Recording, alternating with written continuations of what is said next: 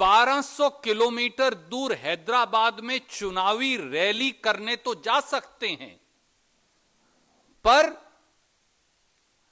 पर वो दिल्ली के बॉर्डर पर 15 किलोमीटर दूर जाकर देश के लाखों किसानों से बात नहीं कर सकते। हरियाणा के मुख्यमंत्री श्री मनोहर लाल खट्टर लाखों किसानों को जो दिल्ली के चारों तरफ अपनी रोजी रोटी मांगने के लिए करहा रहे हैं, उन्हें आतंकी बताते हैं। भारतीय जनता पार्टी के सांसद और उनके मुख्य प्रवक्ता अमित मालविया लाखों किसानों को जो अपना अधिकार मांगने आए हैं, उनको आतंकी और खालिस्तानी बताते हैं। मोदी सरकार और हरियाणा की खट्टर सरकार मिलकर शांति प्रिय और गांधीवादी तरीके से अधिकार मांगने वाले किसानों पर 12,000 मुकदमे दर्ज कर लेती है। देश के कृषि मंत्री और देश के गृह मंत्री ये तारीख रख देते हैं कि चिलचिलाती सर्दी के ठिठुरती सर्दी के अंदर सड़कों पर बैठे लाखों किसानों से 3 दिसंबर तक बातचीत भी नहीं होगी। देश के गृह मंत्री, देश के कृषि मंत्री के पास 5-5 दिन तक अहंकारी सरकार के दरवाजे पर दस्तखत देकर अधिकार और रोटी मांगने वाले किसान के लिए समय नहीं है। और देश के प्रधानमंत्री श्री नरेंद्र मोदी जी ने तो हद ही कर दी। गृह मंत्री और कृषि मंत्री किसानों से वार्तालाप का स्वांग करते हैं, और आज मन की बात में देश के प्रधानमंत्री नरेंद्र मोदी जी खेती विरोधी तीनों काले कानूनों को सही ठहराते हैं। जब देश का मुखिया, जब देश के प्रधानमंत्री मोदी ही इन 3 काले कानूनों के समर्थन में आ खड़े होंगे, तो बातचीत किससे होगी, कैसे होगी और उस बातचीत का फायदा क्या होगा? दोस्तों, साथियों, असल में मोदी सरकार का मूल मंत्र है किसानों का शोषण, पूंजीपतियों का पोषण, किसानों का दमन, पूंजीपतियों को नमन। आज प्रधानमंत्री मोदी जी ने मन की बात में अन्नपूर्णा माता की चर्चा की। मोदी जी, क्या अन्नपूर्णा की देवी आज कराह नहीं रही होगी जब अपने लाखों करोड़ों, देश के 62 करोड़ उसके बच्चों, किसानों और मजदूरों को सड़कों पर हाहाकार करते हुए देख रही होगी?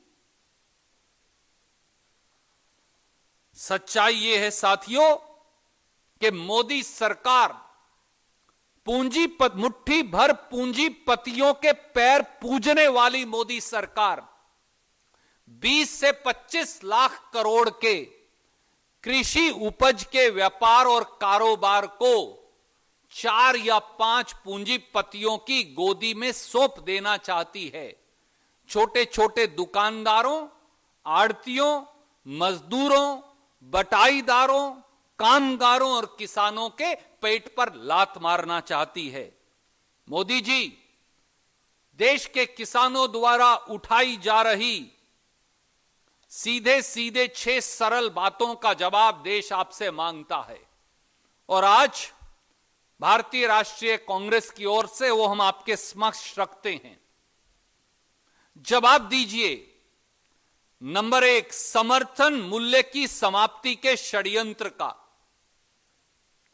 मोदी सरकार ने अनाज मंडियों को खत्म करने का कानून बनाया है। अगर अनाज मंडियां खत्म हो जाएंगी तो मिनिमम सपोर्ट प्राइस यानी समर्थन मूल्य पर किसान का अनाज खरीदेगा कौन? क्या मोदी सरकार और food corporation of India 15 crore किसानों के खेत से फसल खरीदने जाएंगे? यह अपने आप में संभव है। जब समर्थन मूल्य कोई देगा ही नहीं, जो अनाज मंडी में मिलता है, तो फिर एमएसपी यानी समर्थन मूल्य मिलेगा कैसे, देगा कौन और मिलेगा कहां? किसान इस बात का जवाब मांगता है। दूसरा सवाल, जमाखोरों को खुली छूट क्यों दे दी? इस काले कानूनों में मोदी सरकार ने काला बाजारियों और जमाखोरों को असीमित मात्रा में खाने पीने की वस्तुओं का भंडारण करने की ताकत दे दी है। यानी अब एसेंशियल कमोडिटीज एक्ट लागू नहीं होगा। जो जितना चाहे दालें, सब्जियां, प्याज, गेहूं, धान, बाजरा, सरसों, जौ उनका भंडारण कर सकता है। जब किसान की फसल बाजार में आएगी तो औने पौने दामों पर खरीदी जाएगी और बड़े बड़े धन्ना सेठ, काला बाजारी और जमाखोर उसका भंडारण कर आम जनमानस को अपने मन मर्जी के दामों पर उसे बेचेंगे। सरकार कोई दखल अंदाजी नहीं करेगी। ऐसा क्यों? तीसरा, प्रधानमंत्री मोदी जी, आप एक देश और एक बाजार का सफेद झूठ क्यों बोल रहे हैं? आप कह रहे हैं कि किसान एक राज्य से दूसरे राज्य में फसल जाकर बेच सकता है, पर 86% देश के किसान के पास तो 5 एकड़ से कम जमीन है। उसमें भी 80% किसान ऐसे हैं जिनके पास 2 एकड़ जमीन है। वो अपने जिले से बाहर फसल बेचने में सक्षम नहीं, वो अपनी फसल मंडी तक ले जाकर बेचने में सक्षम नहीं, वो दूसरे राज्यों में कैसे बेचेगा? जवाब सीधा है, धन्ना सेठ, काला बाजारी और जमाखोर उसकी फसल औने पौने दामों पर खरीदेंगे और फिर पूरे देश में जहां मर्जी हो वहां बेचेंगे। चौथा, मोदी जी, आपने खेती को पूंजीपतियों के हवाले क्यों कर दिया? खेत में ही मजदूर बन जाएंगे और कंपनियां उनकी मालिक बन जाएंगी और ना वो उनसे लड़ पाएंगे और ना वो उनसे मुकदमा जीत पाएंगे। 20 से 25 लाख करोड़ का खेती का कारोबार, खेती की उपज का कारोबार मुट्ठी भर लोगों के हाथ में चला जाएगा। ऐसा क्यों? पांचवां, गरीब की राशन प्रणाली पर प्रहार क्यों किया और मंडियों के आड़ती, मजदूर और कर्मचारियों को बेरोजगार क्यों किया? जब समर्थन मूल्य पर अनाज खरीदा ही नहीं जाएगा तो भोजन के अधिकार कानून में 86 करोड़ देशवासियों को राशन की दुकान पर राशन मिलेगा कैसे और देगा कौन? और यही नहीं, लाखों करोड़ों लोग मंडियों में ट्रांसपोर्टर, आड़ती, दुकानदार, कर्मचारी, मजदूर, इन सब का काम करते हैं। उनके रोटी और रोजगार का क्या होगा? और छठा और आखिरी, खेत मजदूर और बटाईदार का भविष्य अंधकार में क्यों कर दिया? इन तीनों काले कानूनों में कहीं भी खेत मजदूर और बटाईदार शब्द की चर्चा भी नहीं। वो कहां जाएंगे? और आज मोदी जी ने इन 3 काले कानूनों की चर्चा करते हुए, इन्हें सही ठहराते हुए मन की बात में मक्का की फसल की चर्चा कर डाली।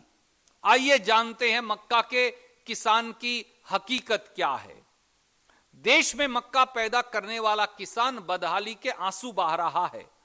मक्का का समर्थन मूल्य है 1850 रुपया क्विंटल, पर आप बिहार के सीमांचल से मध्य प्रदेश तक चले जाइए, किसान को मिला 800 रुपया क्विंटल, 1850 रुपया क्विंटल की बजाय। मध्य प्रदेश से बिहार तक, उत्तर प्रदेश में, हरियाणा और पंजाब में किसान गुहार लगाते रहे, पर सरकार के कान पर जूं तक नहीं रेंगी। एक षड्यंत्र के तहत मोदी सरकार मक्का के दाम गिराती रही और हद तो यह देख लीजिए कि मोदी सरकार ने विदेशों से मक्का की फसल की इंपोर्ट ड्यूटी, और चौंकिए मत, मोदी जी ने विदेशों से मक्का के इंपोर्ट की जो ड्यूटी है उसे 50% से घटाकर 15% कर दिया और 5 लाख मीट्रिक टन सस्ता मक्का विदेश से मंगा लिया जब देश के किसान का मक्का बाजार में आ रहा था। इस प्रकार से पूंजीपतियों के साथ मिलकर षड्यंत्र किया जा रहा है। हमारी सीधा कहना है, मोदी जी किसानों के साथ छल कपट और षड्यंत्र करना बंद कीजिए और पूर्वाग्रह छोड़ इन 3 खेती विरोधी काले कानूनों को खत्म करने के लिए सीधे मन से बात कीजिए। हमारी मांग है, नंबर 1, प्रधानमंत्री श्री नरेंद्र मोदी तीनों खेती विरोधी काले कानूनों को फौरी तौर से सस्पेंड करने की घोषणा करें। नंबर 2, किसानों के खिलाफ दर्ज 12,000 एफआईआर बगैर शर्त के फौरी तौर से वापस लेने की घोषणा करें। नंबर 3, प्रधानमंत्री श्री नरेंद्र मोदी स्वयं, जो उन्होंने आज मन की बात में इन 3 काले कानूनों को सही बताते हुए कहा, उसके लिए, और हरियाणा के मुख्यमंत्री मनोहर लाल खट्टर किसानों को आतंकी बताने के लिए सार्वजनिक तौर से अपना बयान वापस लेते हुए माफी मांगे। नंबर 4, प्रधानमंत्री श्री नरेंद्र मोदी स्वयं लाखों किसान जो दिल्ली के चारों तरफ बैठे हैं, उनके प्रतिनिधि मंडल से बात करें। श्रीमती सोनिया गांधी और श्री राहुल गांधी जी के नेतृत्व में हम आश्वस्त हैं कि मोदी सरकार के अहंकार को हराकर हम किसानों की आजीविका को सुनिश्चित करेंगे। कोई प्रश्न आप पूछना चाहें तो स्वागत है। नमस्कार, मैं हूं मानक गुप्ता। अगर आपको हमारा ये वीडियो पसंद आया हो तो इसे लाइक और शेयर जरूर करें, और हां, हमें सब्सक्राइब और फॉलो करना ना भूलें ताकि आप देश और दुनिया की कोई खबर मिस ना करें। तो जुड़े रहिए हमारे साथ और देखते रहिए News 24।